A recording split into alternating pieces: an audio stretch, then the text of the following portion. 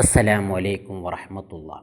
വിശുദ്ധ ഇസ്ലാമിൻ്റെ 4 ഖലീഫമാർക്ക് ശേഷം നീതിയിലധിഷ്ഠിതമായ ഭരണം കാഴ്ചവെച്ച മഹാനായ ഭരണാധികാരിയാണ് ഉമർ ബിൻ അബ്ദുൽ അസീസ് റളിയല്ലാഹു അൻഹു. ഉമർ രണ്ടാമൻ എന്ന പേരിലാണ് മഹാനവറുകൾ അറിയപ്പെടുന്നത്. ജീവിതം ഭൗതിക രഹിതവും ആത്മീയതയും നിറഞ്ഞതായിരുന്നു.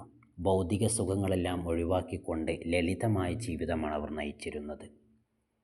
രാജകീയമായ പരിവേഷങ്ങളില്ലാതെ ലളിതമായ ജീവിതമാണ് അവർ നയിച്ചിരുന്നത്.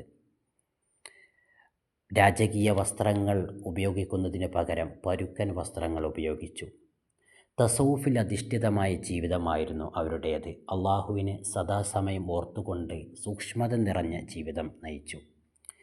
ഹദീസുകൾ ക്രോഡീകരിക്കുന്നതിൽ വലിയ താൽപ്പര്യം കാണിച്ചു. ഹദീസുകൾ ക്രോഡീകരിക്കാൻ വേണ്ടി മഹത്തുക്കളായ പണ്ഡിതന്മാരോട് ഔദ്യോഗികമായ ഉത്തരവുകൾ അവർ ഇട്ടു. പ്രജകളുടെ ക്ഷേമത്തിനും ഐശ്വര്യത്തിനും വേണ്ടി സദാസമയം പ്രവർത്തിച്ചു.